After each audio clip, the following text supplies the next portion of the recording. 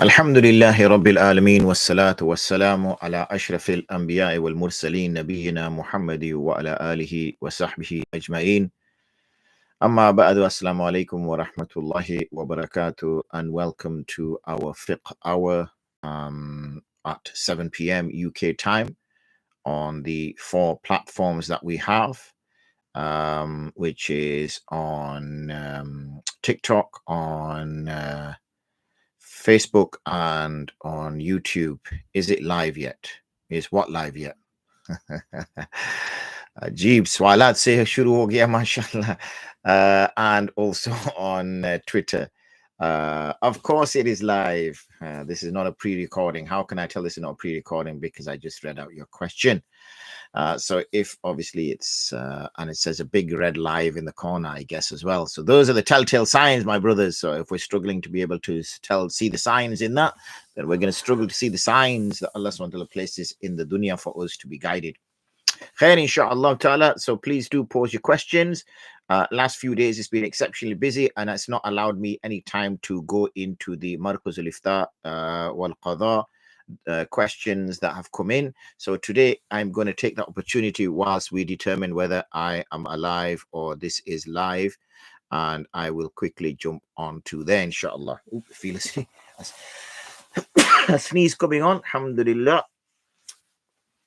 So let's scroll down, because as I said, it's been some time since there we are. Those questions were asked. So let's find the question here. There we go. This was actually on Wednesday. So we are going a bit back, inshallah, but let's see this question on Wednesday. And the question was, Assalamu alaikum Ustad, wa alaikum salam. I have a question regarding hijrah and the permissibility to stay in the UK. As I understand, it is permissible to stay in non-Muslim countries as long as we can practice our faith. I recently was told that classical scholars forbade living with the kuffar except for the case of giving da'wah. The question is, when does it become impermissible to stay if you have the means to make hijrah? The reason I ask is because we are seeing a trend in the UK and also in the US where the government is intervening in Islamic education and practice of Islam. For example, the Pew Research shows that in US over a decade, acceptability of homosexuality has increased to almost 50%. Also, children today are more likely to adopt blasphemous beliefs or leave the cause of Islam, approximately 25% in the US. The environment seems to become more and more hostile to authentic Islamic beliefs and values. So the question is, at what point does potential harm to our children make it necessary to leave in order to safeguard their deen? It's a very topical question and a very fair question, and it's something that requires some element of conversation. The first thing is, let's take a step back historically and assess how it is that we arrived in this country in the first place. Why is it that Muslims living in Muslim countries that were originally part of the Khilafah, or at least parts of the Khilafah, there was numerous Khilafats, plural, and why is it that Muslims left those lands in which they were amongst their own kith and kin, amongst people who professed that same faith as them, from a place in which there were masajids, madaris, a place in which the language they were familiar, their culture was Islamic, and yet they left those shores, left those lands, and not only traveled to neutral lands, but traveled all the way to lands which have, over the years, taken a somewhat, over the centuries, has taken a negative attitude towards people of color, and taken a negative attitudes towards people, particularly of faith, yani that is not Christianity.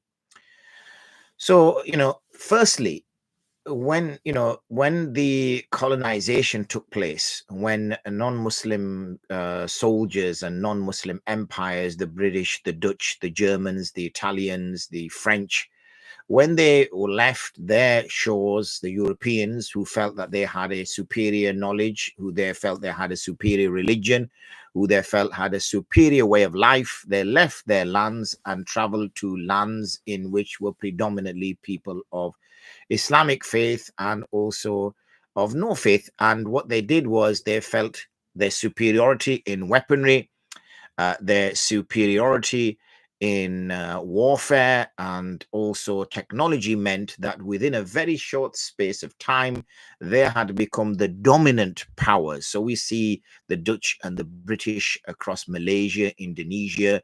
We see the British particularly across the Indian subcontinent. We see, the Britain had quite a huge part to play in most of these countries, Africa as well. When we look at Sierra Leone, which was a returning point for the slaves from the US. And we see, for example, this, in a way, it was similar to conquering, but it was safer. So colonization was the next step on from the Crusades, from the conquering, because conquering was problematic. One was it was less palatable in the 18th and 19th century. And secondly, it meant more trouble, because obviously what you had to do was you had to have a very strong force there. You would have to, lose a lot of your own men in the process. And therefore, to colonize worked better, because if you get people to think like you, to act like you, to behave like you, then you will always have that one step ahead, because you taught them, you are their masters. And that's really what, colonization led to, and which in a way you could then take from that country its resources and send them back to the motherland, i.e. the UK.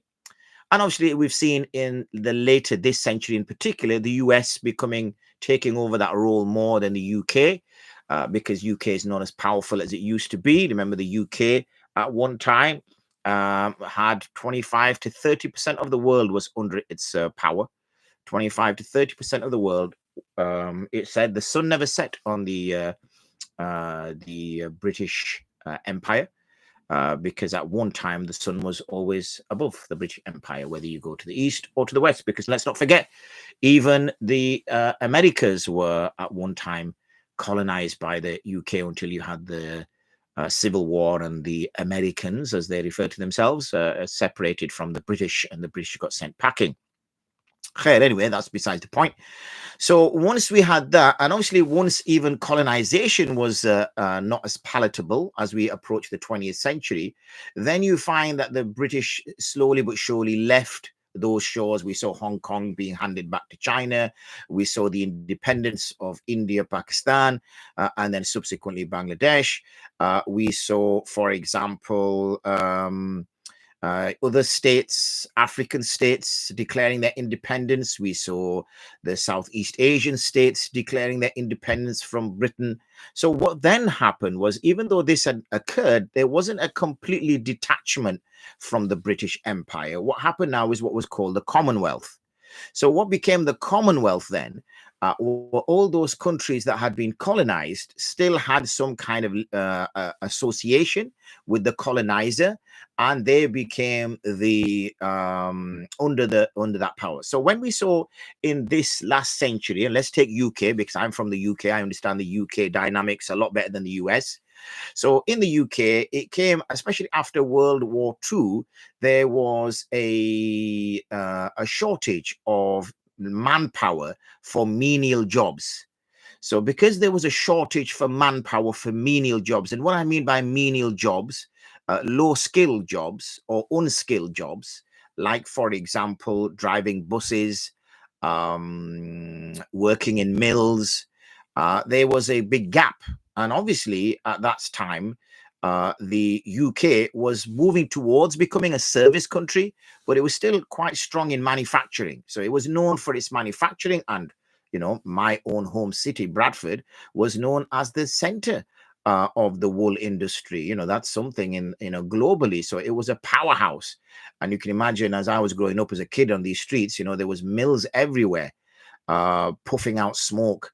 My father himself worked in a mill not too far from my house. So that's what happened. So our parents, grandparents, great-grandparents, depending how old you are, didn't leave Pakistan, Bangladesh, Nigeria, Senegal, Lebanon, Turkey, Syria, whatever, they didn't leave because of to make dawah. That's not the niyyah they're left with. They didn't say, oh, let's go to the UK so we go to America so we can make dawah. Let's go to the Algerians that we find in France didn't go back because Algeria was a colony of the French, and therefore connections with the Algerians. So it wasn't, and Spain with Morocco and things like that. So what happened was that people went because that home country, the country that had colonized them, the colonizers sort of said, look, we need manpower, so come over. Come on, we let you in, we'll give you citizenship, you can become a French citizen, you can live a better quality of life, da-di-da-di-da-di-da. And it was economic drives that we left Muslim lands to come to non-Muslim lands, economic drives. We did not move because of dawah. So let's first clarify that point. Yes, maybe one or two people may have, but that's not the reason why we came over. We came because there was an economic drive. And I say we in the collective we. Obviously, I was born here, I was raised here. But we came on the collective. We as a collective came here for financial reasons, to give our families a better start in life, to give our families the ability to earn for themselves, because there are no way of earning in the countries of their origin. Then what happens, obviously, as time goes on, it was us that started to change the parameters, because it wasn't the English that said, oh, come and why don't you spread Islam in England, because we could really do with Islam in England. The French didn't say to the Algerians, oh, why don't you come to France and spread Islam, because we could really do with Islam here. They were quite happy being Christian. What they said was, we don't have people to do these menial jobs. Nobody wants to work in the mills. Nobody wants to drive buses. So why don't you come over here and drive the buses and work in the mills, and and then go back home. There was never a plan that why do you build mosques here then? Why don't you then live here? Why don't you bring your wives over here? Why don't you bring your children over here? Why don't you establish yourselves here? That wasn't the reason. Reason was economic drives. Both the country wanted manpower and the people were willing to give their manpower. Then we find ourselves that we're born here. So someone like me who's born here and doesn't identify as much with their home country as they do with this country, because, and I say home country meaning from where their parents were from, because this is where they're born, this is their culture, this is what they understand. They may even not even know the language that is spoken in the country of their parents or grandparents' origin. They may not have any legal paperwork in order to live there permanently. So this has become pretty much the home. Now we're beginning to understand, and as well as the home governments are beginning to understand that, look, these people are really here to stay. Not only are they here to stay, they really want to, change the way we live. Not only do they want to, live here, that's one thing, and live by our laws and live by our culture and live by our systems. They want to live by their own cultures, by their own system. So this is where the issues have come up. And like the questioner then says, we're starting to see now that people are imposing intentionally more severe laws and targeting, even though it's indirect discrimination, it's still discrimination, where it is impacting disproportionately on Muslims, whatever it might be. And so this is where we find ourselves in. Okay, I needed to give that backdrop. Now, if a person is living in any place and they're finding that their own belief system is under attack, or their children's belief system is under attack to an extent where their children are now unclear about what their faith is, then yes, it is absolutely necessary to leave that place and go somewhere else. Now, that might be that you make a sort of small hijrah with a little h, that you might be living in some fancy town in Surrey, for example, and where there's only 5% Muslim population, and therefore you will obviously not be catered for in the local schools and things of that nature. And instead you travel to somewhere like Birmingham, or you travel to somewhere like Blackburn, or you travel to somewhere like London, or you travel to somewhere like Bradford, and you live there because there you're going to find a good 20, 30%, 40%. And in some districts, nearly 80, 90% are Muslim. So therefore, the schools understand Islam a little bit better. The councils understand Islam a little bit better. And because there's always power in numbers, it's going to mean that you're going to receive the same sort of protection as the others are. So that's like the little hijrah a person can make. And then if a person feels that they can't make that kind of, then yes, they should make the big hijrah with a capital H, but then they have to look at where they can go in order to safeguard that religion, whatever it might be. So it might be that it could be to a country of their parents' origin. So, for example, if somebody's parents are from Bangladesh or somebody's grandparents are from Bangladesh, then they can go back to Bangladesh. But it's not as easy saying go back to Bangladesh, because it's a case of where do you go to live? Do you have the resources to live there? Where will you get the finances? So it has to be a little bit thinking, but let's not shy away from the fact that that thinking is only minor compared to the iman of somebody. You'd rather go and eat soil than at least still profess your faith and be able to give the shahada, than to live like a king but have no understanding at all of your religion. So yeah, quite a detailed answer there. I hope I've touched upon the point. So yes, if your deen is unstable or the deen of your children is unstable, then it is necessary to make hijrah, from the area that you might be in to another area that has a larger Muslim population. So the local facilities and amenities are provided for, or a capital H hijrah, meaning you have to leave the country altogether. That is a decision you should take with and you're taking into consideration, the scenario that you are in, where you can go, conversations with your family, conversations with local ulama, those people who you consult regularly in order to make that move. Next question that we had on the Dar Iftar, and then I will jump onto the Facebook and onto the YouTube. So just bear with me, please. Keep putting the questions up. Excuse me, I will get to them. Assalamu alaikum. Can you explain what sounds invalidate salah? I guess a sound that which comes from the posterior would invalidate your salah. But anyway, let's move on. I read that if 2 letters are uttered, or even 1 letter which has a meaning, the salah will be invalid. For example, uttering ah. Similarly, if someone breathed heavily, whereby the sound of ha came out, that will also invalidate the salah. If the sound is of a single letter with no meaning, like m, then the salah will not become invalid. What about where one coughs a lot and sounds are made, such as the sound qah, or sneezing loudly and sounds come out? What about sniffing mucus because of a runny nose? So obviously, when we're praying salah, we should clear everything out, whether that means blowing our nose, drinking some water so we don't cough, and obviously making sure that we're in a situation where we don't sneeze. If a sound comes out involuntarily, then that's not a problem. We should obviously control it to the best of our ability. It always comes down to the best of one's ability. Similarly, any sound, we should be controlling any voluntary sound which comes out. So we shouldn't be uttering anything apart from salah.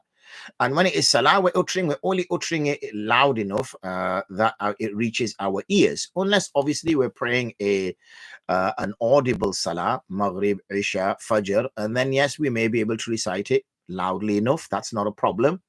But obviously we avoid making any unnecessary sounds because obviously if you're speaking in salah, then that invalidates salah. So one cannot speak in salah, but it's just one sound is not going to be considered as speaking. So I don't think we should be overcooking that one, over analyzing that one. Okay. يهديكم الله ويصلح بالكم. جزاكم الله خير. I'm assuming that was for the sneeze. Wa alaikum salam. Is it permissible to pray in shoes? I've observed people praying namazi janaza. Secondly, can you consider your shoes of which the upper part is leather but the sole is hard, not leather? Yes, it is not only permissible to pray in shoes, it is sometimes encouraged to pray in shoes. I have a video on this channel which talks particularly about praying in shoes because of the fact that the Prophet ﷺ wanted to differentiate himself, particularly in this case, from the Jewish folk, because the Jewish folk remove their shoes in prayer. So the Prophet ﷺ would say, don't remove your shoes in prayer. During the prayer, the Prophet ﷺ removed his shoes in one particular instance. At that same time, the companions behind him also removed their shoes. So when the Prophet ﷺ finished, he said, do not remove your shoes. The only reason I remove my shoes is because Jibreel ﷺ informed me that there was some najasa on my shoe. Hence the reason I removed it. So if there is no najasa on your shoe, then you should pray in your shoes. So yes, we can pray in our shoes. Absolutely, there is nothing wrong.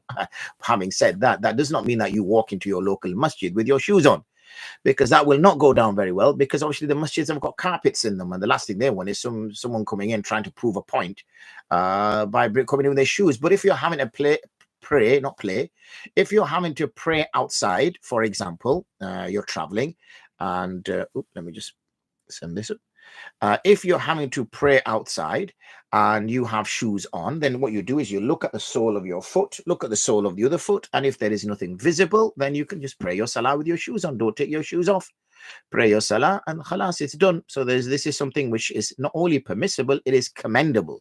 We are instructed to do this. So as I said, find that video. It's on this channel.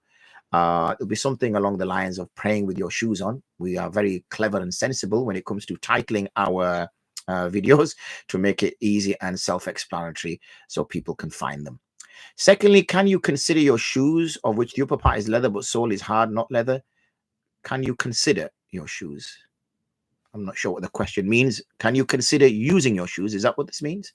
Can you consider your shoes, of which upper part is leather but sole is hard? Well, I'm assuming if this is if what you're asking me is that, are there shoes that you can pray in? Yes, there are shoes that you can pray in. For women, it's not a problem because the women don't stand their right foot in tashahhud. But for men, because they stand their right foot in tashahhud, then it has to be such that there's a little bit of play in the sole, which there usually is, so that he can do that. It may ruin his shoes, mind you, especially if he's got some fancy clippity clop shoes, as I call them. Then yes, it might damage the shoe if you have to bend your foot, your toes as you stand them up. So it might not be a good idea to pray in those shoes. But if you're wearing, trainers, or if you're wearing soft shoes, then it's not a problem at all. As hoofs. Okay. As hoofs, what we're talking about here, then I'll come to as hoofs. Okay. Let me just, because that's a separate question. Is faqih same as mufti? No, a faqih is not same as a mufti. A faqih is somebody who has now reached a stage in the understanding of fiqh that they are considered a faqih. These are very, very rare. Not every mufti or qazi can be considered as a faqih, but there are very few that they are. They're like emeralds. They're like diamonds.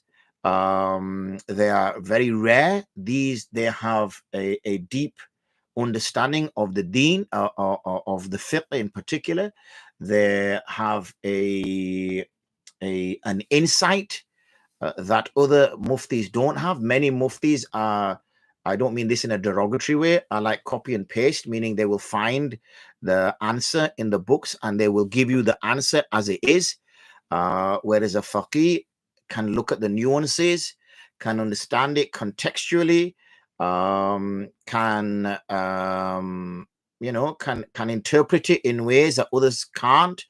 But I always add to this in terms of what a faqih is that he can apply the deen in any circumstances. Okay, that's the rare thing about a faqih. In Arabic language class speaking practice, questions such as what did you do at Arafat is asked in the past tense. If one were to make up the answer and say they made dua, but in reality they never did, will that come under lying or no, as it was in Arabic speaking class?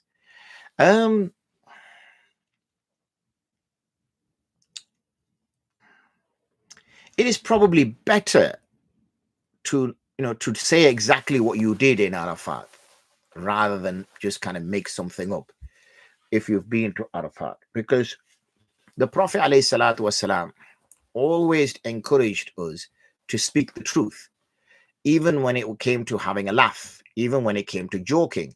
The Prophet ﷺ always said, speak the truth. Don't lie in order to make people laugh. Don't make stuff up in order to make people laugh, but rather speak the truth. So even like I said, when the Prophet ﷺ joked, he would speak the truth.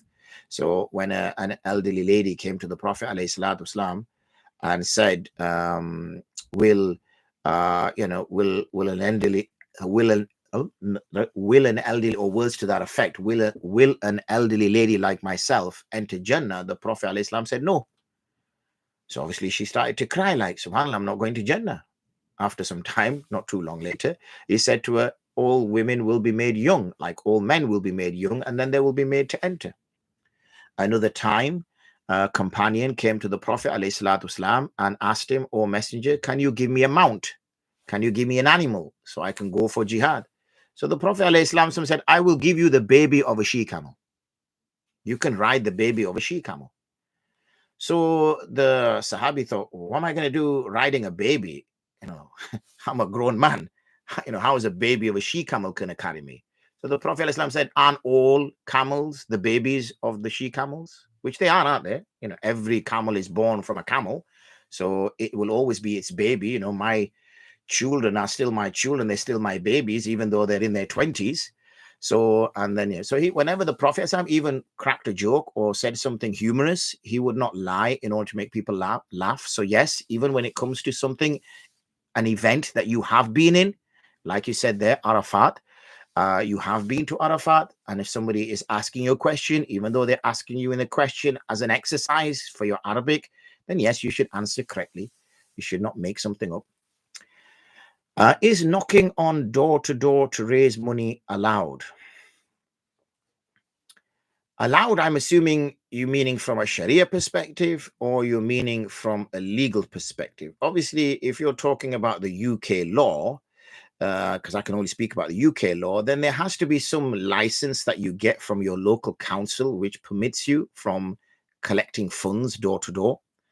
So once you have that, you can do that. So from a Sharia perspective, if you don't have legislative authority to collect money, and you're doing it, impermissibly, then obviously it should be avoided. One shouldn't do so. But if one has the correct paperwork, if one has the correct legal paperwork and they're doing it, then there's no harm in it, because if you want to raise your concerns about a particular matter and you are a registered charity, for example, and you have approval from the council to collect money by going door to door, then there's nothing wrong in doing that, because you're knocking on the door and you're giving a person a free choice as to whether they want to support your project or not. So you'll say, do you want to support my project? And they say, yeah, and you do.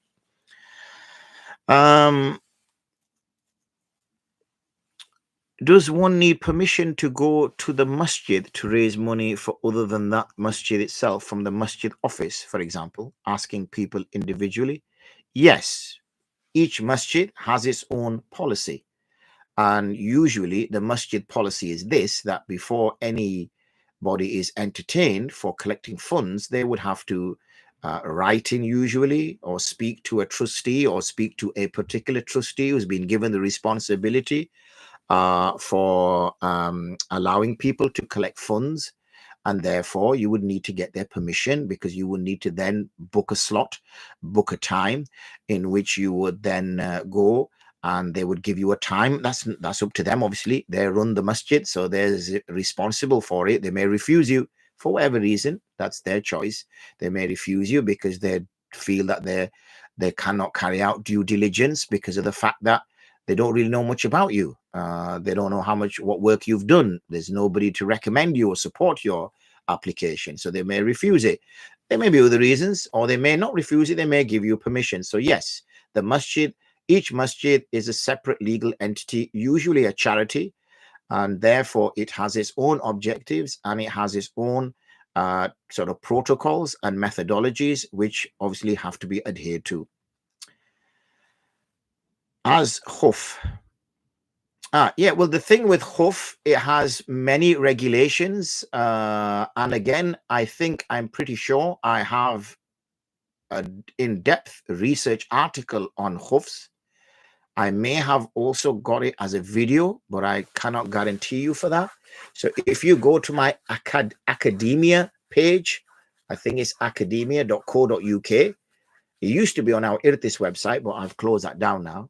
Or if you are on our Darul Uloom Zaytuniya, the Olive Foundation Telegram channel, you'll find it on there. So join the Olive Foundation Telegram channel. You can Google it. In fact, if you look at the description on this channel, it will give you the Telegram channel. So if you join the Telegram channel, you will need the Telegram app. And then you can search the Telegram group and you will need to find hoofs. And there is a lengthy article I wrote with research in there. So please download that. They may also be in the form of video. There are certain conditions which are associated with a hoof. And one is the fact that it can go up the shin. One is that you do not use anything to tie it with. Okay. Meaning that it's not tied like laces and things like that. So there are certain conditions which a shoe wouldn't meet. So, you know, you need to bear that in mind. But as I said, I suggest you go to the video on this channel or find the article. You may Google the article. You may find it on your browser. And if you don't find it on your browser, then join the Olive Foundation Telegram channel. When you join the Olive Foundation Telegram channel, then on there you will find the article, because it will be, that's the beauty of Telegram. Whereas if you join a WhatsApp group, anything that's been posted beforehand, you won't get access to. But if you join a Telegram group, then everything that's been posted before, you'll get access to. When I keep talking about the Markaz al-Iftar wal Qadha groups, then they are also Telegram groups. There is one for males and there is one for females. On that, usually people pose their questions, especially when they're going to require a little bit of research on my part. So at least if you pose that question on there during the day and I get some time, then I can go look into it. Whereas if you put something heavy on the group, sometimes, as I said, my brain is only between here and between there, which is not, well, I just see what I did there, which is not a lot of space. So it only holds certain things. I struggle to remember my daughters' names. I've only got 2 daughters and I still mix their names up, and only one of them lives with me. So can you imagine what chance I've got when it comes to other masail? So yeah, there's always things that I'm going to forget. So therefore, whenever it's something a little bit more in depth, then people put it onto that group. It gives me time to look at it. Doesn't necessarily mean that I will look at it, but at least it gives me time to look at it. Wa alaikum assalam wa rahmatullah Shafil Iqbal Bhai. On the condition, the shoe is not manufactured from a najis material, pigskin. Yes, very good point there. This, I'm assuming, is referring back to the point with regards to praying with shoes on. Yes, because pigskin can never be purified. It is najisul ain, yani, not even by tanning, even by washing, even by chemical treatment, nothing can purify pigskin.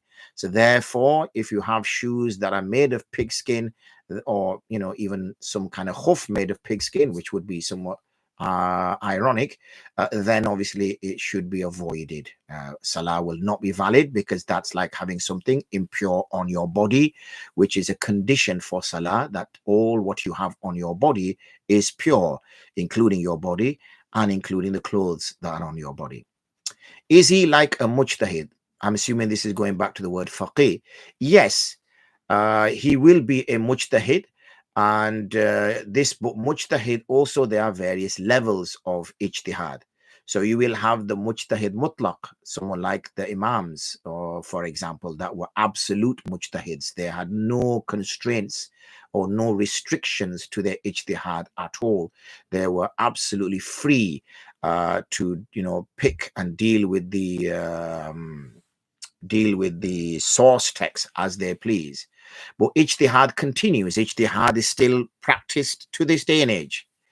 That ijtihad is obviously on contemporary issues. For example, organ transplantation wasn't an issue, thousands of years ago, hundreds of years ago. It is now. Cryptocurrency wasn't an issue hundreds of years ago. It is now. Democracy wasn't an issue hundreds of years ago. It is now. Buying things online wasn't an issue hundreds of years ago. It is now. So we always are going to need ulama who are like faqihs, continuously doing ijtihad in the present day and age in order to provide guidance to us, because as we believe, Islam is applicable till the end of days. And for Islam to be applicable, as it is the last book, the last prophet, no message will come after, no messenger will come after, no news will come after. This is it. A revelation has ceased with the passing of the Prophet ﷺ. So if revelation ceased with the passing of the Prophet ﷺ over 1400 years ago. And if you looked at the way we lived 1400 years ago, and you look at the way we live now 1400 years later, there is, as the saying goes in Urdu, Zameen Asman Farak. There is so much difference. Yet, if we say that Islam was only applicable in that day and age, then aliyadu billah, we have said the Quran is constrained by time. Okay, and as we've said time and time again, I couldn't help that. As we've said time and time again, time is a creation. The Quran is kalamullah, which is a sifat of Allah, which is not a creation. So how can creation control the uncreated? It cannot. Hence, time does not limit the Quran. So that means the Quran is applicable in all times. And if the Quran is applicable in all times, then that means that Allah will give us answers to today's issues, to tomorrow's issues, to 150 years from now issues. How is that possible when the books you see behind me are written several hundred years ago? They didn't know the future. But what we find in these books are principles.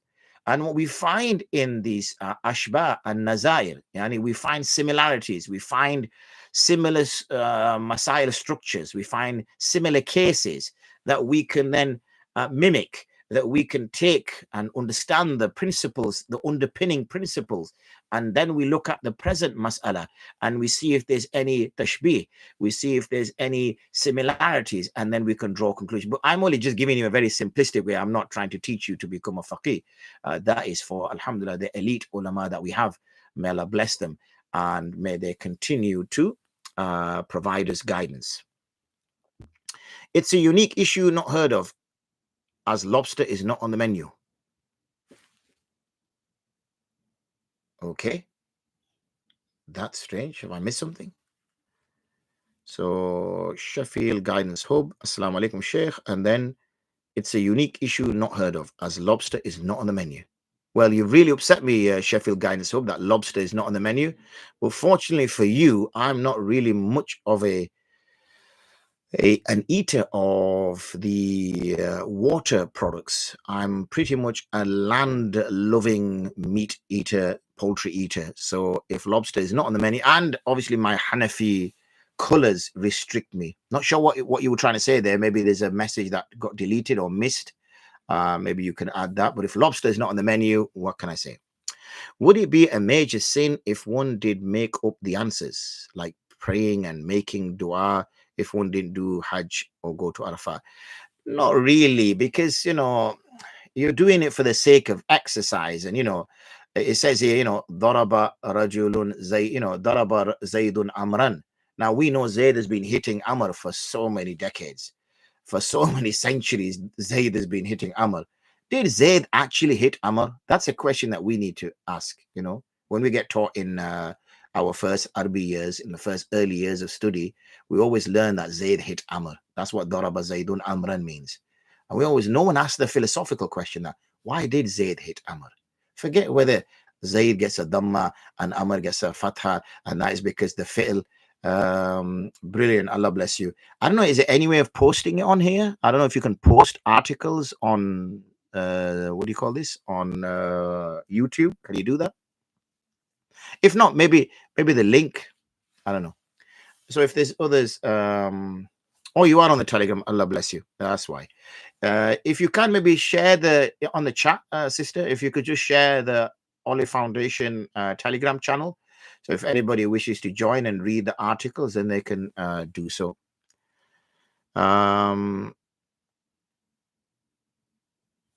So where are we going? In Arabic class. Yeah, so as I was saying, Daraba Zaydun Amran.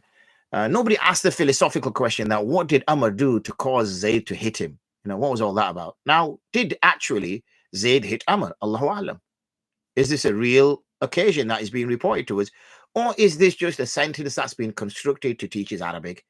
And for the next centuries, Zayd is going to always be beating Amr up. So yeah, in certain cases, there is some scope for it being used. If one mistakenly rises from an extra rak'ah and realizes this mistake before the sajda, on returning, do they need to sit for tashahhud, then sajda sahwa? Yes, that is correct. That's my understanding. How does one perform sajda sahwa?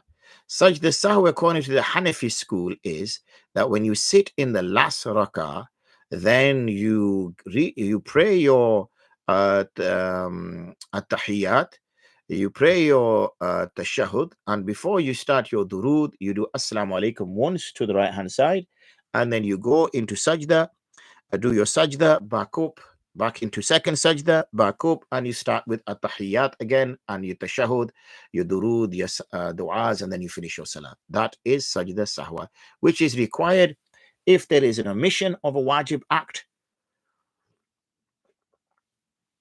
or if there is an addition of an act which delays a wajib act, then there is sajda sahwa, which fixes it, which repairs it. It is called the prostration, or it should be actually called the prostrations of forgetfulness, meaning you forgot something, so you can fix it. When you miss a fard, like you miss a ruku or you miss a sajda, there is no way to repair it, there is no way to fix it. Unfortunately, you will have to repeat that prayer. If you miss something which is masnoon, then it is excusable. One shouldn't make a habit of missing it, but if one missed it without intention, then there's nothing to do. And obviously mustahabat are of a lower level than the masnoon acts. Since there are multiple wash and rinse cycles during a wash, would hit. Okay, someone's going wrong now. Since there are multiple wash and rinse cycles during a wash, would hit that suffice for washing najasa? I have a book that I wrote, which is somewhere. I think it is this, in which I looked at contemporary matters when it came to najasa. And let me see what I said about a washing machine. Might as well put it to good use. Absolute water, lakes and reservoirs, filth, human corpse, removing filth, use of water, scraping on the ground, washing machine cleaning. Okay. Once upon a time, no, I'm just joking. With the advancement of technology, most washing is now carried out by washing machines rather than by hand. There are two issues to consider in washing machine: the quantity of water to garment ratio and the rinsing. An average washing machine uses 80 liters of water for approximately 8 kilograms of garments. The number of spins is dictated by the program on the wash, but is rarely 3 times. However, that can be programmed in during the wash. Therefore, invisible filth can be removed if one follows the above approach. However, visible filth has to be removed until it is no longer visible, except at worst a coloring stain. Years of experience provide sufficient evidence that visible filth is also removed. Having said that, the following is suggested. Filth of both types in our settings tend to be on undergarments, meaning where you're going to find your filth is going to be on underwear and stuff like that, particularly around the nether regions. That's where blood, feces, and urine is going to be. So these should be hand washed separately, either until the visible filth disappears or after 3 washes and rinses if it is invisible filth. Then they can be added with the other clothes in a washing machine. This would also be the case if filth was found on other garments. So what I'm saying in this exciting, tremendous book that I wrote is that usually you're going to find urine, feces, semen, pre-seminal discharge, vaginal discharge, blood, human basically fluids you're going to find on the underwear. So rather than putting the underwear in the laundry basket with everything else, have a separate bucket, have a separate container, so that your family put the underwear in a separate tub. Usually it's better to be plastic because you can then wash it. rather than the laundry basket, which is usually made out of that kind of thatched, kind of weaved material, whatever it is, or it has a little laundry bag in it. And then what you do is you hand wash that first to get rid of most of the najasa. If there's going to be some najasa, especially young children, they might not wipe themselves properly. So you might have underwear with sort of feces on it. They might not, go to the toilet properly. So there might be some urine on it. A woman may have had a menstrual cycle, and as a consequence, some of it has gone on the undergarments. So you hand wash that separately. When you got rid of the najasa, so you can wash, rinse, wash, rinse, wash, rinse. Now you can add it with the rest of the clothes in the washing machine, because they're going to have sweat on them. They're not going to have blood on them. They're not going to have, unless there is obviously blood on them, then you take the necessary steps. What should I do if I keep forgetting which rakat I'm in? I don't know how to answer that. You need to try to understand why it is you're forgetting. What's the cause of you forgetting? Are you getting distracted? So once you find the cause, so think about what the cause is. Are you normally a forgetful person? Is it that as soon as you start salah, you start remembering things? Is it because you have a very busy day, and as a consequence, your heart is not settled, your mind is not settled when you start your salah? So you've got to remove that from yourself. When you remove all that distractions from yourself, then inshallah, hopefully you won't forget. One other way, which is a little bit of a sneaky trick, is you could press your finger onto your, or if you're it's a woman. So if you've got your hand on your chest, okay, and it's a 4 rakat, then if you're doing your first rakat, push your little pinky finger onto your wrist. Just keep pressing, so okay, this is first rakat. Once you start your second rakat, then your ring finger, press your ring finger onto your hand, so you're on your second rakat. Once you're on your third rakat, then the big finger, push that onto your arm. And once you're on your last rakat, push your tashahud finger. So as long as you press, now if you forget to press your fingers, I can't really do anything about that. Which finger was I supposed to be on? I can't really do anything about that. So mainly it's going to be the distractions that you need to remove. Where do we go? What is the correct method for removing a liquid najasa from floorboards? The best method for removing a liquid najasa from floorboards is the wash and rinse. Okay, so soak a little bit of water in, soak it out. Soak a little bit of water in, soak it out. Soak a little bit of water in, soak it out. So literally all you're doing is you're diluting the najasa, and by putting liquid there, the expectation is the najasa will make its way and mix into the liquid, and then you're extracting the liquid. You're adding the liquid, the najasa makes its way into the liquid, you're extracting the liquid. You're adding the liquid, the najasa, and then you're restricting. And that's the best way to remove it from floorboards. I have your article, excellent, about hoof. I'm also on the Telegram. Alhamdulillah. You must be getting so much, alhamdulillah, ilm, mashallah, Allah bless you. Regarding fish, what can or can't be eaten? Oh, fish, for example, and if anybody is from Bangladesh, I would suggest putting your fingers in your ears. Fish for the Hanafi is only fish, which is, the scaly thing that goes like this. So not prawns, not lobster, that's my limit of water food, crabs. I don't know what else people eat from water. Electric eels, probably not a good idea, get electrocuted. So anything of that nature is something that should be avoided. There is a big debate, which I'm not going to go into right now. Big debate as to how were fish defined. How do you define a fish? Because at the end of the day, the fuqaha, they weren't marine biologists. Okay, that was not their day job, that they were marine biologists by the day and faqih by the night. They were fuqaha. So when someone determines what's a samak, how do you define what a samak is? Some have said that prawns are fish as well, because remember, this is not a marine biologist's definition of fish. This is a faqih's definition of a fish. But like I said, it's not the place to have that discussion and debate. I also say that obviously the Hanafis are going to, this is just a little bit tongue-in-cheek, obviously the Hanafis are going to say that all these other things aren't fish, because the Hanafis lived in Iraq originally, and Iraq is nowhere near the sea.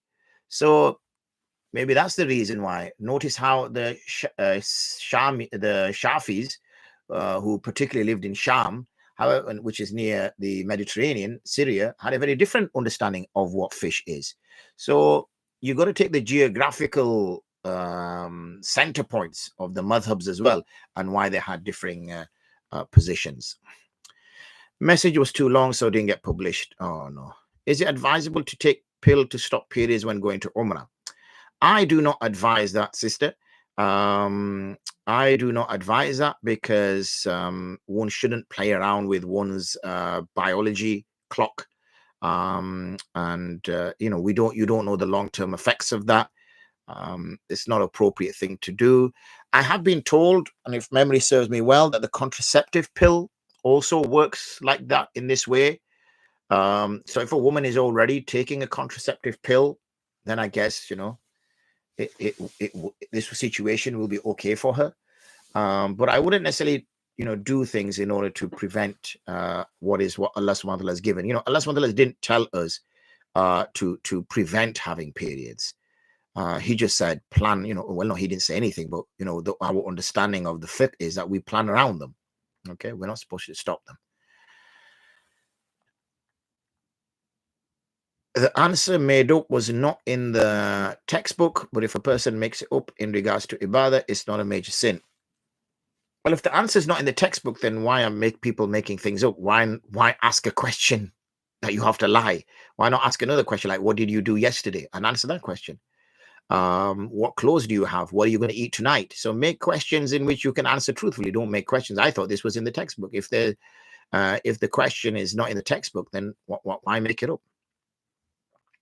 From the chef, when cooking lobster, he has to either put lobster in freezer, then put in boiling. Yes, exactly. And that's the problem with these poor little fellas. And I think there's something similar with crabs as well, isn't it? That they got to get, you know, so this is not the right way to kill animals. You know, this is pain. You know, the animals are going through pain.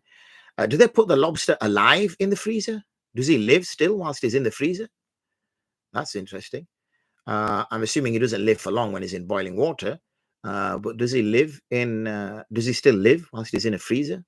So, you know, we cannot harm creatures. We cannot put them through harm. Their technique is their issue of cruelty. Absolutely. Absolutely. I don't know what the question means, what the question mark is from the sister. But yeah, that technique is very cruel. Of course, it's very cruel. I wasn't talking about eating issue regards the Hanafi on seafood. Yep, that's fine. What's the difference between Sunan, Musnad, Jami in the names of Hadith books? Wa alaikum salam. So Sunan, Musnad, Jami. Jami is when it's called, it's collective, okay? And it will have certain, I think if I remember correctly, 8 types of kitab in them. Musnad just means that there is a sanad. So you get Musnad Ahmad ibn Hanbal. So there is a sanad. And Sunan is, if I remember correctly, based on the fiqh structure. But it's a nice, interesting question. So leave that with me. I will get you more details. I'll give you a proper breakdown of the Sunan. I've given you Musnad, but I'll give you that anyway again. And the Jami, inshallah, tomorrow. That is a good tip, mashallah, about remembering the rakats about fingers. Alhamdulillah. The question is in the textbook, Bayna Yadayk, and the students mix it up.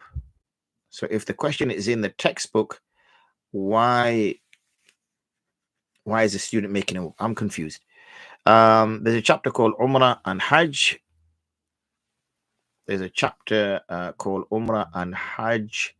Teacher asked questions, answers given were made up, like making dua, etc. And don't make answers up then. Say, I haven't been for Hajj. Answer that in Arabic. Arafat, so this would be a major sin. This would not. No, it's not a major sin, sister. I think we've established that. When visiting Masjid Aqsa, can a woman visit the courtyard when on her period, or is this like the Masjid? Yes, this is a big misunderstanding that sisters have. They think the Masjid is just the Masjid. They think Masjid Aqsa is just the Masjid at the front of Aqsa. The Masjid Aqsa is the whole compound is Masjid Aqsa. So we take the whole area as a masjid because this is an area in which there was prayers held. So really the boundary is what she should avoid. Otherwise, you can quite easily see happening that if we suddenly start to define the masjid as only the building which has got the prayer area in, then we're going to lose all the rest of the compound, because people will say to us that, oh, you said this isn't your masjid. So if this is not your masjid, then we'll have it. Thank you very much. So the masjid is the full boundary of the compound, which has the kind of wall all the way around. I know, I'm shocked that they're alive. Yeah, it goes into hibernation. Subhanallah. Wow, what amazing creatures, eh? No, it would obviously, this is wrong to put them into this problem. So they shouldn't be dealt with in this way whatsoever. Is there zaba issue with fish, i.e. lobsters, or is it makruh or anything the way it's cooked? No, the issue with fish, obviously there is no zabah with fish. Fish become halal as soon as they're taken out of the water. That's it, because they die. So we can eat fish, but lobsters are obviously, by the sounds of your definition, I've not really gone into what lobsters do and don't do, but lobsters and crabs are usually alive until they're cooked for consumption. Obviously the way you're describing, I'm going by what you're saying here, the way the lobsters seem to be, that they're kept in the freezer, kept alive in a freezer. Well, they go into hibernation, but they're still alive. And then when a customer comes in and says, oh, I'd like lobster, please, then the chef goes and digs out Mr. Lobster from the freezer and sticks the poor chap into boiling hot water. So that's the problem. You cannot cook an animal whilst it's alive. That's wrong. It should be, there should be a killing involved. And that's why, you see, I like the Hanafi position, which is that fish are only samak, and only them you can eat, because there is no slaughtering of them. Soon as they're taken out of water, they die. Whereas lobsters and crabs, because they can live in and out of water, they don't die out of water. So that's where the issue comes up. Yes, absolutely, exactly what I just said there. Can zakat money be given to a brother or sister? I mean, I'm assuming you mean literally a real brother and a real sister rather than the metaphorical ummati brother. Yes, zakat can be given to a brother or to a sister. And you don't even need to tell them that it is zakat. You can say that it is, you don't have to say anything, you just give it to them. But you do need to ensure that they are legally allowed to receive zakat.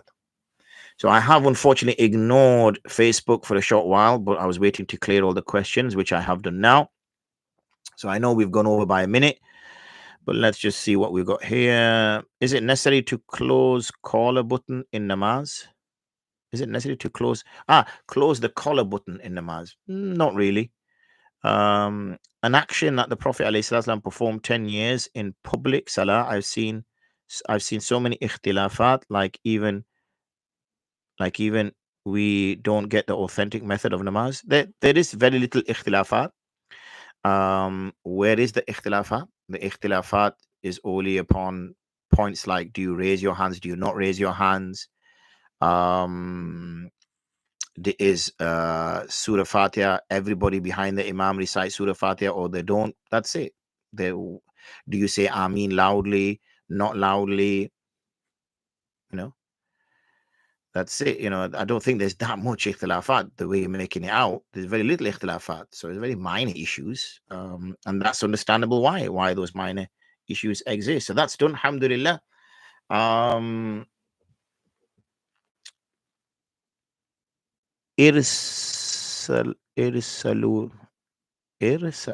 hardly see it anyway, but you need to just maybe write that out because my eyes aren't all that good. Is the issue in the issue of masjid, the area is classed as a musalla, place of worship, which is not. Area's masjid structure makes sense. It's the issue I could just heard now, so trying to understand. In the issue of masjid, I'm assuming you mean Masjid al-Aqsa, the area, is it classed as a musalla, place of worship, which it's not. Area's masjid structure makes sense. Interesting issue. Okay, I'm not sure. I'm not sure what you're trying to say. Maybe if you just elaborate on that, because I'm missing the point. Hypothetical question, inshallah. Once everything settles down, how difficult do you think it will be for UK Muslims to visit Aqsa? I'm hopeful and optimistic that it will not be difficult for UK Muslims to visit Aqsa. That's the one kind of advantage that we have, being UK Muslims, the UK being the key part, that we are UK citizens. So irrespective of, for now, let's just put it to one side that it's a masjid, and ask the broader question that will UK citizens be able to travel to that part of the world? Then there should be no restrictions for why UK citizens can't travel to that part of the world. So I don't think there will be any issues. Obviously, we don't know what the future holds. We don't know what's going to happen in the next, 5 months, 5 years. Allahu alam. Allah knows best. But if things do settle down, as you say, then inshallah, I personally don't see any problem. But Allah knows best. And on that good point of Allah knows best, which He does, and His knowledge is complete and perfect, we will stop there, inshallah, and we will be here again same time tomorrow, 7 p.m. To start our fourth week. Alhamdulillah, fourth week we will be on. We start on the 31st of December. We will be on the 21st of Jan. Inshallah, may Allah accept and give us istiqamah. Ameen. Wa akhiru da'wana. And alhamdulillah rabbil alameen. Assalamu alaikum wa rahmatullahi wa barakatuh.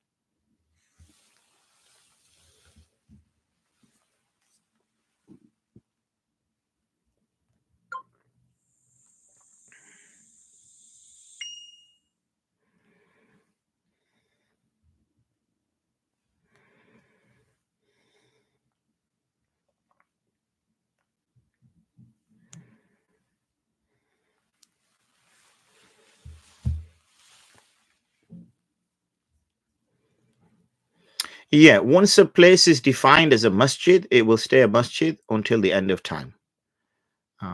That is the way we understand it from an Islamic perspective, unless obviously it has been defiled in a sense that it has been sort of, it's inviolated, it's been usurped and taken, like we've seen many masajids that became churches and things like that. A musalla, anything can be a musalla. A musalla literally just means that you use this place for prayer. That's all. There's no kind of specific to it. So, even in your own house, you could set aside one room as a musalla and the family could pray there. Say if you've got, if you teach from there, your students can pray of a masjid. Masjid has conditions attached to it, and it's sacred and things. Okay, jazakumullah khairan. Till tomorrow, inshallah. Assalamu alaikum wa rahmatullahi wa barakatuh.